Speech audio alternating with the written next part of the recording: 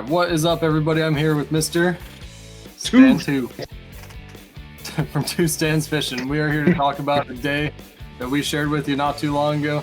We'll make sure we link that up in the corner. We had a live stream on it, and it was probably my best day on the water ever. What about you, Stan? Oh, without a doubt, and I've had some great ones. We've had some other great ones together. Check out some of those on Green Machine's channel, the 60-pounder on the little poles. I've got a video with a 40-pounder on the little poles. We've got a bunch of other ones. So, and this tops it all. This is crazy. I think it starts on a stand day. If we want to jump right into it, I mean, stand day. Yeah, I know. We have gone through some things on stand day. That is, I like it. That's right. And it's funny how sometimes some of the worst days, and we say it a lot, that sometimes one fish can change your entire day. And it ruined your day for about 4 days, didn't it? We're on a stand day. What was that, early September? Yeah, actually, it was just the stand day before that. Yeah, early September out on the James River. Wild. And hook into, at that point, and I know everybody thought I was being dramatic. Boom! Oh man, this is the biggest. Oh. And it was like, Catfish Heroes that fishes with Epic Catfish. He describes it when you lose a fish like that it's like your soul coming out of your body, and you saw what happens to me when that happens. We were out recording it. I had hooked into the fish that I knew it was the fish of a lifetime, and only had it for maybe 5 seconds, I think, and it went, and I was speechless, and they can see that in the video. That was That was not good. Why don't we actually cut to that and go watch a clip of that from stand day right now?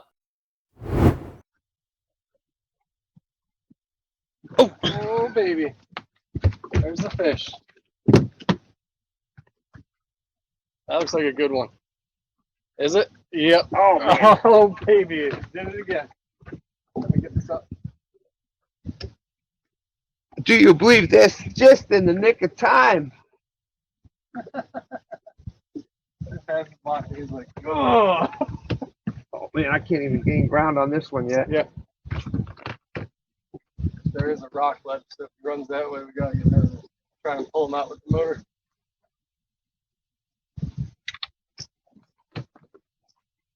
Whoa. He's coming that way, quick. We got a big fish. Man.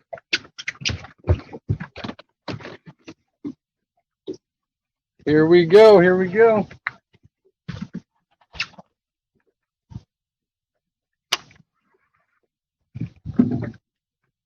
Oh no! You serious? Did it break off or did you let go? What happened? Did you let go? Did it break off?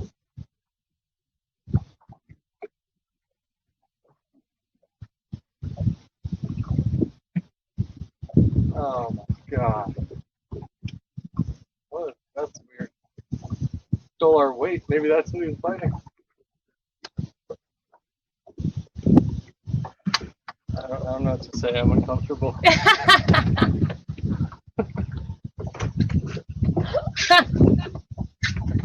All I know is that it didn't happen yesterday. I don't know what to say. I'm uncomfortable. And on that note, no, we're not done yet. If you got rods in the water, there's always a chance on the James River. He doesn't want to say anything. I've never heard Stan so quiet. I know. Mad or sad? I don't know. You're not allowed to be quiet, Stan. We don't know how to read you. Stan, say something.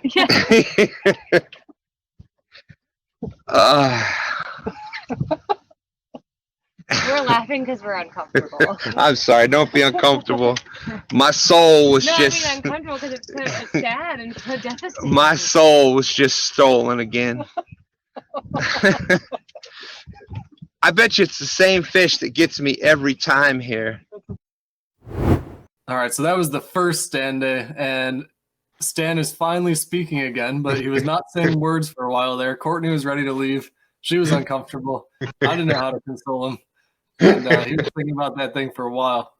Yeah. Why don't you tell us how you were feeling there, Stan? Oh my God. Like I said, it was just like part of your body is gone. You're part of your inner spirit, because you get that high like this. I knew it was the fish of a lifetime that I had felt that first day. And to have it and it's gone. You go so high to go so low. It's that crash that people talk about. And it really was. By the time we got to the dock, I was lightheaded. I was dizzy. And that was after just 5 seconds of missing that fish. And, I knew then that I was calling it the devil cat even, because that exact area there, I seem to just have that. It's a love-hate, because I'll have monsters on. What was it? That just snapped. Demon challenge again, yeah. And it just popped. I think 40 pound braid, or I don't remember, but it just popped. Snapped, gone. And yeah, so that spot is that is one of our memorable spots for me. Yeah, so we had to take a little break from that one. We had stand day happen, then we take a 4-day rest, and we got out on a Thursday. Yeah, you had called me and said, "What you doing? What you doing Thursday? You want to go fishing?" And whenever you ask me that, what do I say to you? What's the best time to go fishing? Anytime you can. That's right. That's right. I don't even think I wait for an answer at this point. It's like, Stan, you want to go fishing? Okay, I'll pick you up at. Yeah. That's like pretty much it. It's like when I ask my dog if he wants to go for a run. You want to go for a run? Okay, let's go.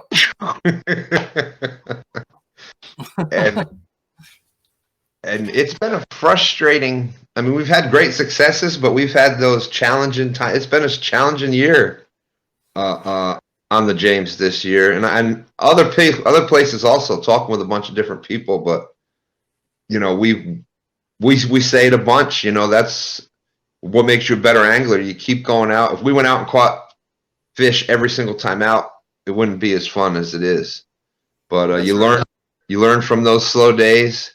And the one thing that Dan and I have in common, and Stan 3, and a lot of the other people that are really addicted to this catfishing, this especially monster cat, is you got to have a drive to want to go back out there the next time. You always want to get that bigger fish, and I think that's why we get along so well, is we have that same. We always want to get that next fish. It's funny because we actually have a clip from the trip where we had done a stand day on this Thursday that we're talking about, and we went out catfishing. We kind of avoided this area, and we're heading back into the dock. We called it a day, ended the live. We're out for like 4 hours or something. We're driving back to the boat ramp, and we just stop and go, I don't think we're done yet. I think we're going to turn the cameras off. I think we're going to go chase some fish a little bit longer, shut the cameras off, and see what happens. Well, so from there, we were talking about this spot that I have that love-hate, and I've had some bad things, and I was calling it my devil cat spot, and I still am calling it my devil cat spot, because mark my words, I am pulling out a devil cat from that area. But we said, let's go chase down the devil cat, and we shot upriver, and like and not only run. Yeah. On the way to 5 miles. Which we don't tend to do a whole lot of running around. We're on the river, so 5 miles it's a haul for us, especially when we thought the day was over.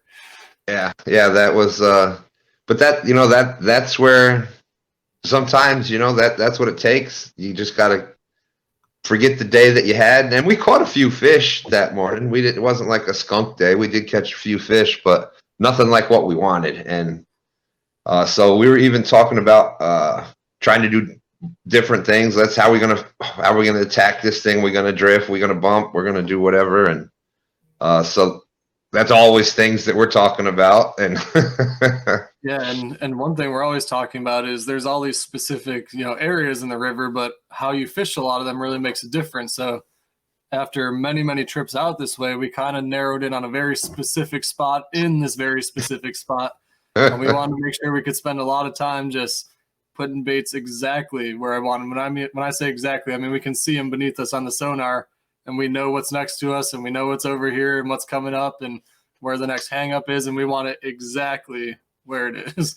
Yeah, we were watching the grass for the contour lines and making sure we were exactly trying to follow the right lines that we were trying to stay on. And it was just it's one of those, it's just a lifetime. And I hope we top it. I think we will, but I don't know about that one. But so there we are. We're drifting through the hole. We're getting right along our spot, exactly where we want to, and here comes a fish. Actually, we didn't even think it was a fish at first, did we? No, not at first. we were kind of bumping, but it was like suspend drifting, but just kind of like jigging it up and down on the bottom, just kind of because we wanted to really feel where every little drop was in the rock. And we had one line or one pole with braid on it and one pole with mono on it, and we're on different sides of the boat, but we were almost like right next to each other, so we're just following that contour line, getting right where we wanted to. And I think you're right. I think it's technically we were doing more of like a suspend bumping, if you will, or a drift. It was kind of a hybrid kind of situation, but exactly. I think they call it like back bumping. I don't know. There's all kinds of names. We were doing what we had to do, and that's what we thought would get our baits exactly where we wanted them. Right. I just remember the weight wasn't there anymore, and then the line was just swimming upriver. And then I don't really remember a whole lot after that. Yeah, we fought that thing. What were we fighting at? Like at least 20 minutes or so, and we're all of a sudden like, well, we're not landing this thing anytime soon. Why aren't we live? Yeah. Even before then, I was like, oh, this is a really good opportunity. You just looked at me and go, we're going to be here for a while. And at this point, I hadn't even touched the rod yet. So I was like, all right, Stan, it's been a while since he caught a big fish. He must be really trying to enjoy this fight. I was like, you just let it play out for a while. I'm going to put the drone up in the air. So I put the drone up in the air, and we're flying around. And I think at this point, you'd gotten worn out for the first time. Yeah. And the drone's flying, and the boat's drifting. And you go, just hold this pole for a minute. I got to get situated. And then I felt the fish. I go, we got to get that drone out of the sky because we got to stop messing around here. And well, I guess I have known to be a little emotion on the sleeve, maybe a little dramatic even. I don't know. But I remember you saying something like, you weren't kidding, or you were right, or something along those lines. End of his lines. And I think we pulled the drone out, got the cameras going, and then I think we fought it for like another 5 minutes. We were gonna make a GoPro video out of it to put on the channels, and then all of a sudden we're just like, this is something different. This is something special here. We got to go live. Yeah. and I'm glad we did, because not only did I get to share it with you, but we got to share it with hundreds of people. I think it was up to almost 200 people watching it one time. Yeah, let's try and find a clip right here where we went live and kind of lay that over the screen right now and let people just kind of see. I'm excited just talking about it right now, but I know in the moment we were even more fired up. So let's check that out right here. We are live. Stan, what is going on, dude? What's happening right now? We got the devil cat, man. We've got something on here. We don't know what it is. We've been fighting this thing for about 25 minutes so far. Barely even gotten it off the bottom. We're chasing it down with the trolling motor because it's almost spooled us twice. He's back. He's going back. We've swapped out. Stan wore himself out. I fought it for 10 minutes. He's back on the fight. You already got 2 thumbs up. People see you're hooked up with the devil cat. We're thinking this might be a big sturgeon. There's either that or it's the most ridiculously huge foul hooked cat you've ever seen in your life. Luther saying, get him, Stan. Mike Marilla saying, come on, come on. Meow, says Art. Outdoors with Big Matt. What up? Chunky's first one commenting says, let's go. Now we've been fighting this fish. It was 20 minutes or so before we went live, maybe even 30, I don't know. And you know, whew. I have, you know, Dan will tell you, I don't walk very well, and sometimes just trying to get in and out of the boat can be a task, or just getting up out of the seat. And so you'll notice that I'm fishing. I'll stand up and try to move when I had to, but then I had to sit back down again. Stand up, sit back down. I mean, there was points where it was purple dots in front of the eyes, just trying to keep pressure on this thing. And you know, when I knew it was about to do more than I could take at that point, I'm like, Dan, go ahead, take this. And if I remember correctly, there was a lot going on. I was trying to just document everything because I thought it was a devil cat. I think the fish was not even really fighting a whole ton at this point. I think he was just like dead weight right below the boat, almost directly below us, and just kind of cruising around. And then it started to get a little crazy because we started trying to lift him up a little bit where it's been 30 minutes. Let's try and end this thing. And then he started running. And we just had to keep chasing him down with the trolling motor and the boat. And we'll show a couple clips of that right here. Is he on bottom again?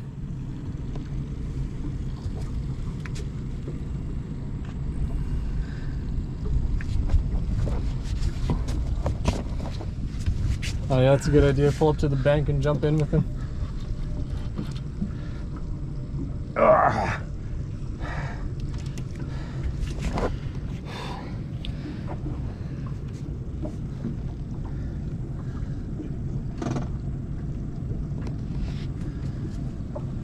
We are looking at about an hour and 20 minutes so far, trying to bring this monster in. So cool to watch this Buck Williams. 134 people in here, 70 thumbs up, whole bunch of booms. Live for almost an hour. Here he comes. Stan's putting the business on him. Stan the man is doing his thing right now. And that's with a left-handed reel. He's been fighting it the wrong way all day. Yeah, so as you're seeing, it was every time we think we got it back, and we'd try to get it. You're trying to put the you know, when you're fighting the big fish like that, and you're trying to just keep tension on it, trying to keep weight on it. You want to try to tire out the fish as best you can. So, you know, you get your hand up high up to the top of the handle, and you get pressure back down low. So you're kind of, you know, you're just, it's more just using leverage, because that was basically all I had at that point. And but we try to lift it, and this thing, all of a sudden the drag is just gone. Yeah. Just tearing. And that is one thing that, you know, the Shimano Dakota, yeah, you know, they're not your entry level reel price wise, but man, that was it did the job. The drag was so smooth. There was not once where the drag got hung up. You know, sometimes where you get that much pressure on, that much pressure on it, sometimes that drag will be a little bumpy. Right. It was just a smooth, and talk about equipment handling things. A medium action Uncle Lou's rod. A medium action rod. We've got a 600 level reel on it, and 40-pound slime line, and 100-pound leader. What was that? Probably a 10-aught hook. And the only thing I was worried about was the line. Yeah. And that was even putting that much pressure on everything. The rod held up, the reel was doing great, and even the line, you know, if you've fished long enough and you've caught big fish, you can tell when your equipment, especially line, is like right at that point. And the line never, I really felt comfortable with the slime line. You know, it really held up good, I thought. To me, it never got to that point where I was like, oh, it's going to snap any second. I was more just, you know, the battle was more, I was just more concerned about the fish. That was, See, I'm nervous because I haven't respooled my reels in probably 5 months. And those Shimanos are the ones I always have with me on the boat, on the kayak. Those are my tournament reels. And the number of big fish I've caught on those and the stretch that's been on that mono, every time you stretch it, it doesn't come back all the way. It's like elastic waistbands over time. They stopped coming back, and I was starting to get a little nervous about the line. But so I was just letting that thing run whenever it could, and we just kept trying to chase it down with the trolling motor and go from there. Yeah, and it would, we'd get it, and then we were getting it to come up, and it would just take another run, but it would be on like the right side of the boat, and then it would run back towards the back, and you've got it up a little bit, so you see us bring the rod down to try to make it go back down, because the last thing you want is if it touches that line with that heavy of a fish, touches the motor, any type of friction at all, and bam. So, and luckily it went back down, and it was just some of it is still a blur, and I could rewatch things because I pick other things back up that happened. That's why we wanted to get this recording out as quickly as we could after we kind of digested everything before we lost it all, and mostly just to kind of remember this forever. So without a doubt. Interesting situations on the James, but this one is at the top of the list for me so far. Without a doubt, me too. And that was, and the battle just kept going on. And at a certain point, at this point, when we were still only even less than an hour in, we're still kind of thinking, at least I am anyhow, there's still that in my head that, man, this is the devil cat. This is the, that we might have the record size, record class catfish on. Yeah, but the longer... We'll figure something out later in the video that kind of plays into how we didn't really have a feel what was going on with the fish, but yeah, it was sitting heavy down there, and it felt like nothing I've ever felt before, and I was just hoping it was a big old catfish. and at first it really was acting like that, because it was staying down. It was just like those, when you hook into a big catfish, that's what it'll do. It'll try to stay down, and fight like that. But as the battle kept going, and it wasn't getting tired. I don't know. This is, I don't know catfish that last this long. No, definitely not. And we had the benefit of having our community helping us out along the way. We've got a lot of people that fish for all different species. I mean, it's a catfishing community, but they fish for everything. So we could kind of tell them some stuff. People were asking us questions.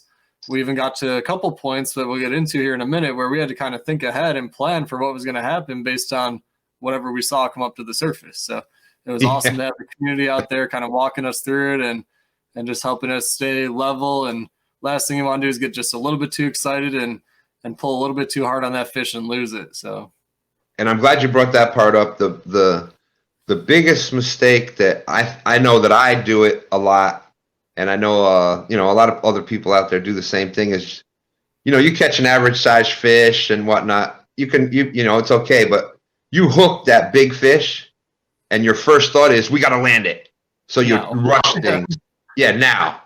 You rush things, and then you tend to, when you're not gaining on it, you tend to force. You say, "Oh, well, I gotta land it now." So you tend to force it, and I think that's where a lot of your big fish are lost.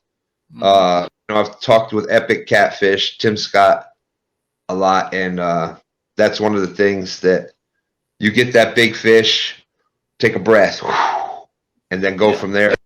So you're not going at like 2 or 3 times the speed that you should be going. Right. That's one of the key things, I think. When you get a big fish, just try to remain calm. Yeah, and that was why it was really good that we decided to take the boat out that day and we had each other to work with there, because I'm not landing that fish by myself, and I think you probably feel the same. There's no way. Absolutely no way. I would have had to put the rod in the rod holder and tie it down to rest in between. Would have been about the only way that I would have even stood a shot of lasting half as long as I did. It was crazy. We hooked this fish about 12:15 in the afternoon, and I don't know, we'll jump into an hour and a half later or so at this point, and we've probably traded back 3 times. We've each fought the fish for about 3 times each, and I don't know, man. It was something else. And then I guess word must have gotten out, because all of a sudden we had a new guy on the boat. thing? You want to feel it? Oh, I don't want to lose it.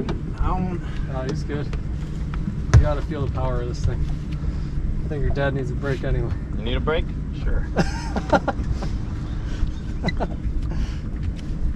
Yeah.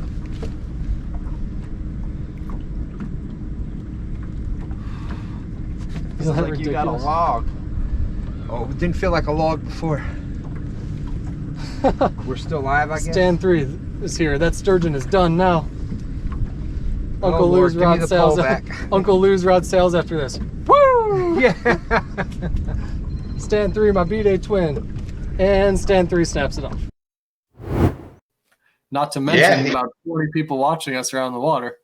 And big shout outs to the people that were watching, because they gave us plenty of room. They were there for it just like we were. They were, circling, trying to, but they didn't crowd it. They stayed back.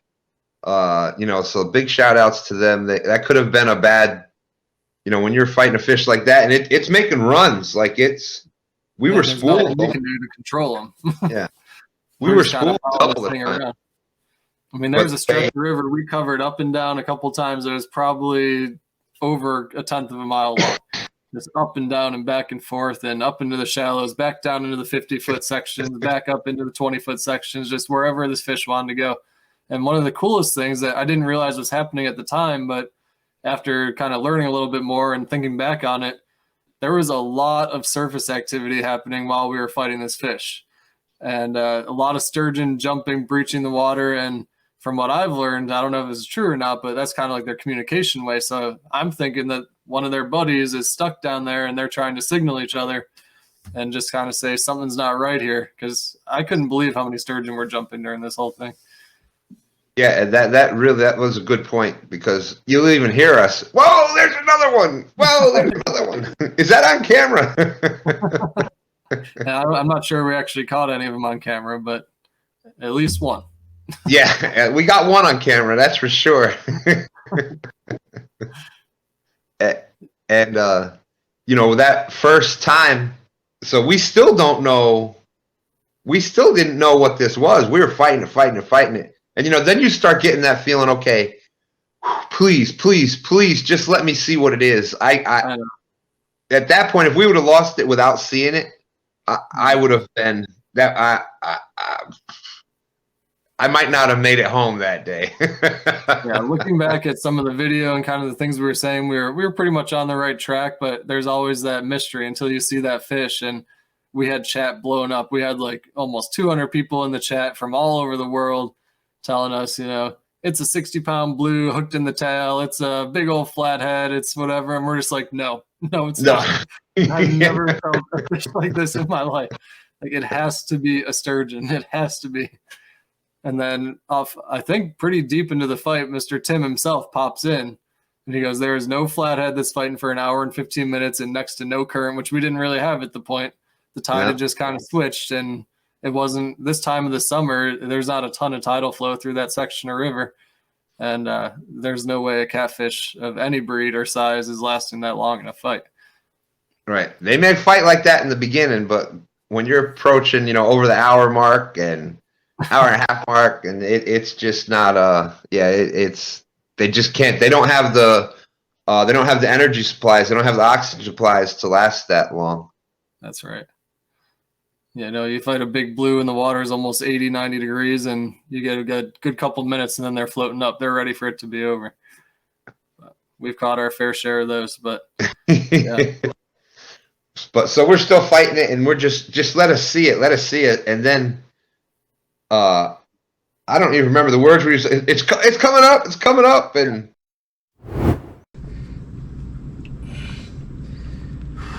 take a break, Stan. It's almost done with there this. He is. Your fourth time. Here he comes. Here he comes. Look at that thing. Oh, he is in the fin. He's huge. It is foul hooked right in the fin. When we saw it, it's just, you can't describe that feeling. It was like, at that point I was almost like, all right, it's landed. I was happy that we got to see it. We had it right there, And I'm thinking, okay, this battle's almost over. No. And then, no, shoo, back down it goes again. He's still huge.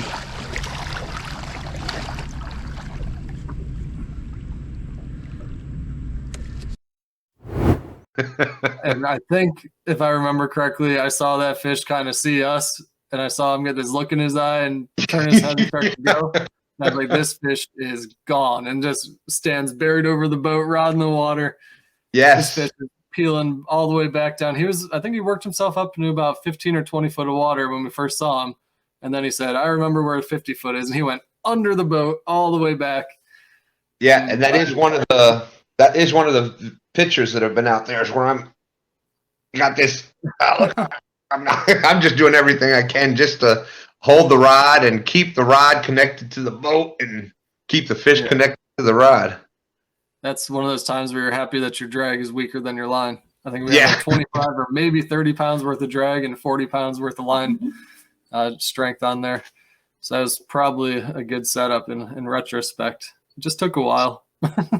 And then when you needed to, we were doing the thumb, and man, it just when it was doing those major runs and we're almost spooled, that was just tearing up my thumb because God. At that point we were trying to chase them, and it was just a matter of trying to slow them down enough so we could catch up with them, and there was nothing. Yeah, running the trolling motor wide open, 24 volts, trying to chase him down, get some line back on the reel, and then he's still 50 feet straight down again.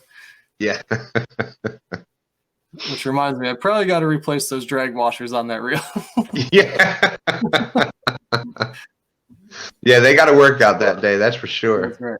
Yeah, we are going to retire that reel. We got that leader line back in. Like we said, we were fishing some really tough structure down there. And that leader line is, I'm glad it was 100 pounds because it could not have taken much more abuse. It was like sandpaper when we got that thing back, not only from what's underwater, but the skin on this animal. It's like a big old, it's like a steel plate, basically, their outer skeleton. And after we saw it, then I don't remember the exact timing of when you said it. I'm pretty sure it was right after we saw it. And even when it took off again, you're like, okay, we got to start coming up with a plan here. Yeah, because I was holding the net and I go, this is not going to work. You can get Mr. Creole catfishing's net and it's not going to happen. Yeah, that big monster hydro web 150 that Creole has. You've got the 80, I believe, right? Yeah. And that 80 will land some fish. Yeah. Just about any catfish you could catch, that 80 will land. Absolutely. And we're like, nope, that's not working. That's not going to happen. So somebody in the chat, I think it was Snake River, if I recall, said, get the anchor line and try and lasso the tail. So that's what we spent the next 20 minutes trying to do. And luckily, Stan 3 was out fishing, and I think he was heading back to the boat ramp. We thought he came out just to start fishing and ran into us there, but I think he was done for the day. Yeah. We just tied his kayak off to the boat, and he hopped on, and now we had 3 people working on this thing. And I was like, thank God. I say we were fighting for 90 minutes, but I might have had the rod in my hand for like maybe 10 or 15 minutes. This is all Stan. I really, it's like I said, it's just a blur of excitement, and I was glad that I'm anybody that's watched us has seen both of us say, no, you take it, you take it, you take it. I'm just glad that all 3 of us got to feel that thing. All 3 of us were involved with it. That is if there's ever a group fish, that was a group fish. That was Green Machine Outdoors and Two Stands Fishing combined fish. There's no way other than having a great team, and we worked really well together, that we got that fish in those conditions.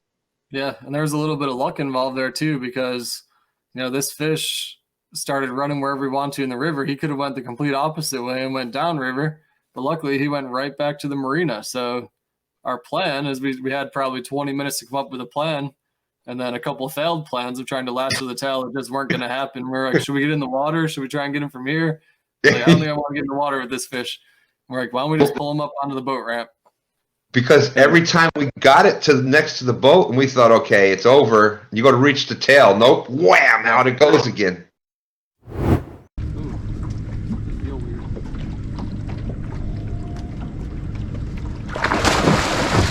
You good? You good? You good?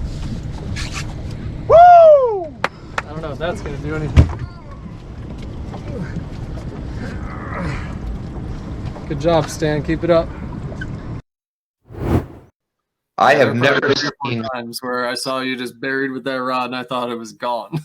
Yeah, I have never seen any fish be able to have that much energy, that much.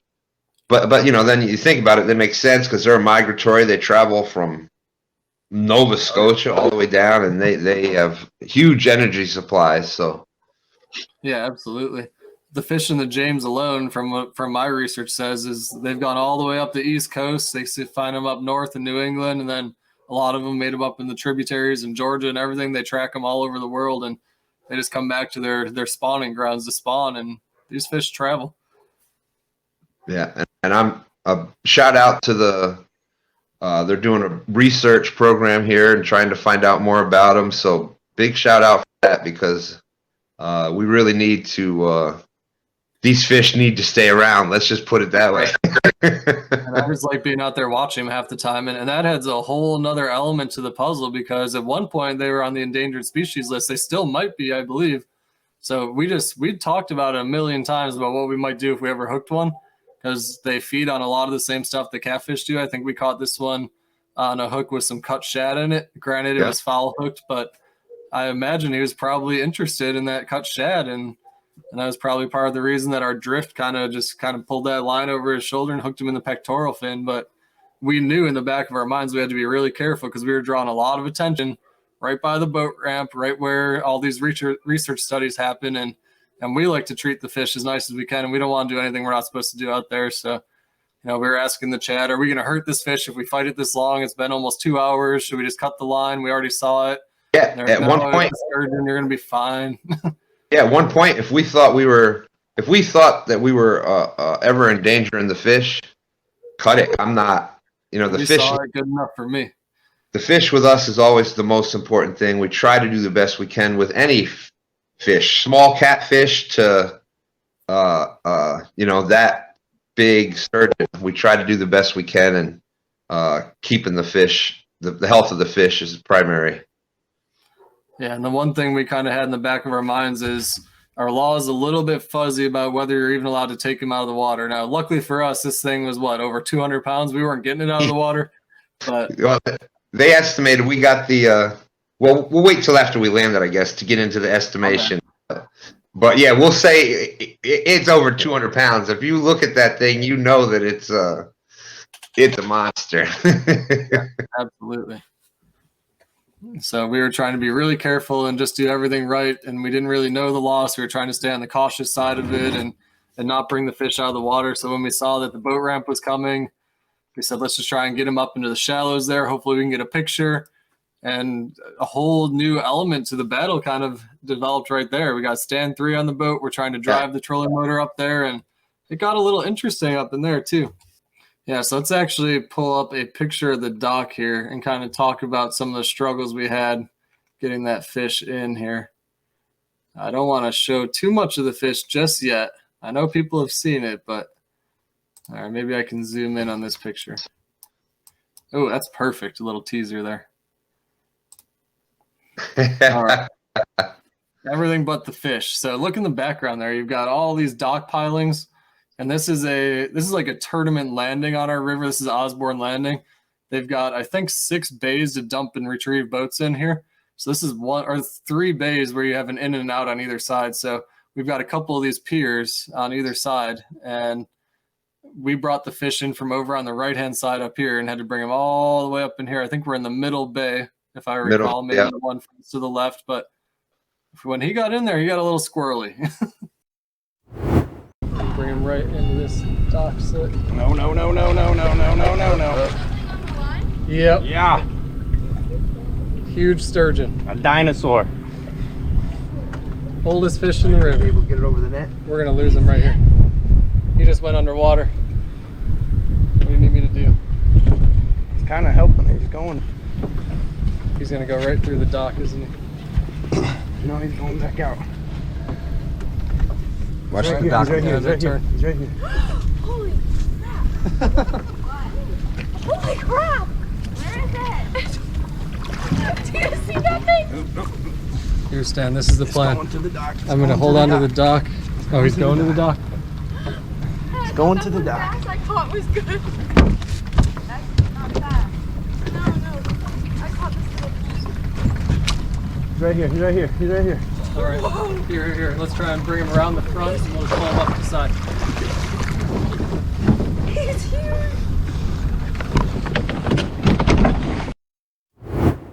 But I just remember we brought that fish in and we got him almost where we wanted him, and he started running under those dock pilings. And right there, that picture there, that was when we keep talking about the chat, and I'm so glad that we went live. That just made it that much more special to have a moment with everybody. Frogster from chat said that one of her little ones came in and said, "What are you watching? Is that a gorilla?" So Silverback Stan had started coming in then. I still don't know how this exactly happened. I remember I'm driving the boat with the trolling motor with all the force I have, and it runs under the dock, and somehow Stan 3 got it out of there. I don't know how. Yeah. It would have taken one wrapping around a piling, and that thing would have been gone. But somehow I don't know if the fish just happened to roll or if he had some Herculean strength and pulled him out of there or what, but he got it. The magic of the guns. That's right. All right, so we should probably show this fish off. Let's do it. And All right, so we finally get this fish up. You can see we pull him up on the boat landing. We've got the 7'6" medium action rod there. Stan's got it held right to the tip of the tail, and there's about 1 inch overhanging there. So we think this fish goes about 7'5" inches. just unbelievable. And we get a girth. I don't know if we have pictures of that or not, but we get a girth. We take I think we take the rope and get the rope around it, and then we get that measured out. Was it 40 inches? I believe it was 40 inches. 7'5" inch by 40-inch girth. And here we got a picture of the whole crew with that fish. That is awesome. And the Uncle Lou rod. And there you can tell a little bit just about the skeleton on that fish. This is all like a hard, bony casing. Look at all these little, almost like a sawtooth down the side of it and across the back. So you can imagine what that leader is like every time he turned around. Absolutely crazy. And, and seeing that picture, a lot of people haven't really seen a sturgeon up close like that before.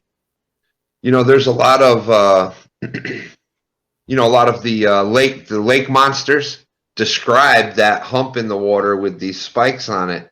That right there is why, and that's not even the biggest a sturgeon can get. I think they say they can get up to almost 20 foot long. Yeah, that's crazy. So imagine in one double the size of that, what you would think that is.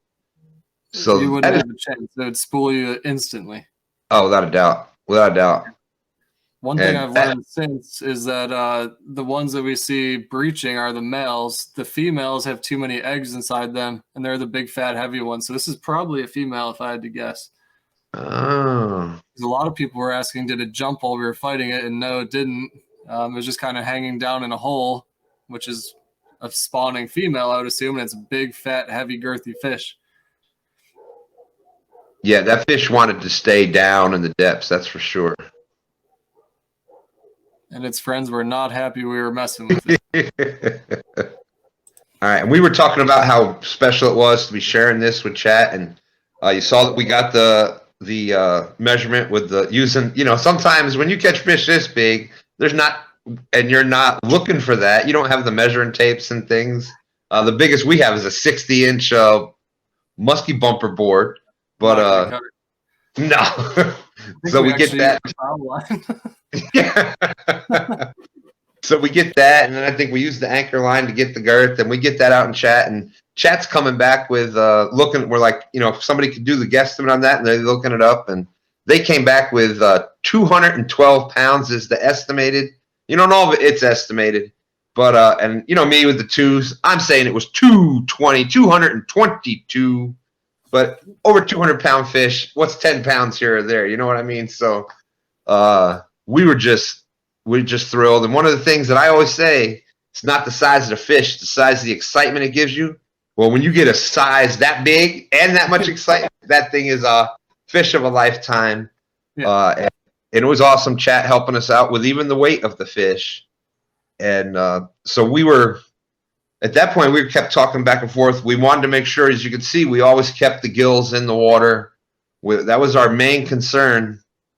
With catching the fish, the main concern through the whole fight was the health of the fish also.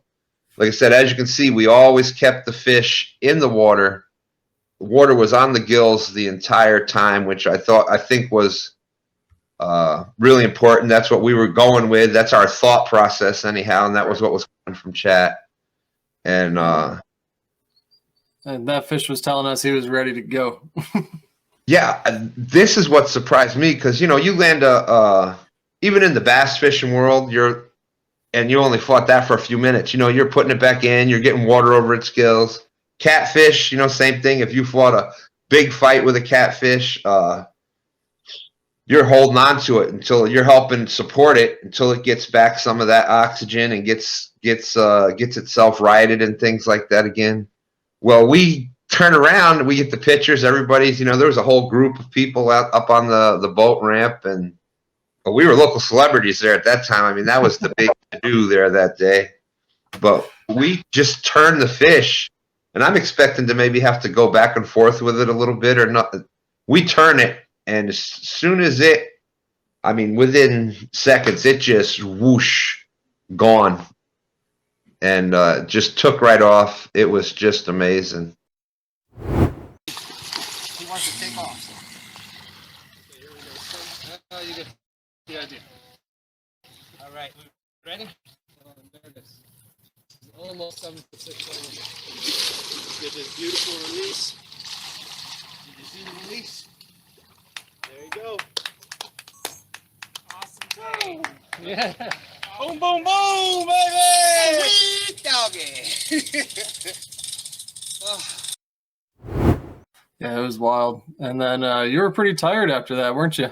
Oh man, that was you know, between getting my soul back from catching that fish to landing it to doing it with you and my son and having to chat with us and everything. I was just exhausted. I mean, I was just, what am I gonna do? So I'm still peeling. This is 2 weeks later. My back is still peeling from all that sun, but here's a picture of Stan at the end of that fight. And that was you know, that's winning the Super Bowl. That's you know, they asked the Super Bowl, where are you gonna go? Disneyland. Nah, that was my Disneyland right there. I'm floating in the river. Everybody giving you boom, thumbs up. Now you're just hanging out, floating. Yeah, and then we really decided to get out of there after that. Oh yeah, we were done. That was it. Day over. I thought we were going to be home and showered and ready for the rest of the day at that point. I think it was football day too, wasn't it? Thursday night, yeah. Oh, it was Thursday. Okay, yeah. Like I said, it was so much going through. We had so much emotion, so much everything going through your mind in that period of time. Until you experience that that fight, that whatever, it's hard to describe. Like I said, I know the first week when I had that, I said, this is the biggest fish of my life. I know you thought, all right, yeah, it's standing, he's going. Man, we got to get that guy in a fish. It's been a while. Yeah. But yeah, thank you, Dan. It was awesome. Again, couldn't do it without you and without Stand 3. The things that I get to do, I just love it. It's just amazing. And these are just some of the things that we do. So it's awesome. Thank you. Yeah, absolutely. It's so much fun. But we'd have to make one thing very clear. I know you're the man of targeting fish. This one was not targeted. No. we were looking for the devil cat, not the devil sturgeon. It just happened to go our way that day. So if you're listening to us, DWR, we didn't do it on purpose. Yeah, that was, you know, I always am preaching the targeting fish, but that is, we got lucky there, and that, hey, sometimes, you know what, you spend your time on the water and you will be rewarded. That's right. Absolutely right. But yeah, I need to go refill on stand day. It's been a lot of fun talking about that and reminiscing, and now hopefully we've got something to watch and kind of remember where our headspace was for a long time to come. Without a doubt, without a doubt. It was just an amazing day. I'm glad you were there. Glad Stand Through was there. Glad that all of our wonderful people out there in chat got to share that day with us. And now y'all are getting to share this with us too. So we thank you for that. The after party. That's right. It took us this long to recover from it just to have this party. That's right. If my skin's still peeling, it's still fresh enough. Well, I hope you all got just a little bit of what we felt that day. I hope we did a good job of taking you through that journey with us. As always, Green Machine Outdoors, Two Stands Fishing. We love each and every one of you. We appreciate all the support. If you haven't subscribed to the channels yet, hit that like button, hit the subscribe button. You come on our adventures with us. We do stand day on Sundays. You never know when we're out there with Green Machine Outdoors. Always catching some monster catfish out there on his kayak. So you never know what you're going to see when you're checking out Green Machine Outdoors and Two Stands Fishing. That's right. That James River's got a lot of surprises. Without a doubt. It's been real. I think we're going to wrap this thing up. Awesome. Just because this video is over doesn't mean the fun has to stop here. Check out these videos down below.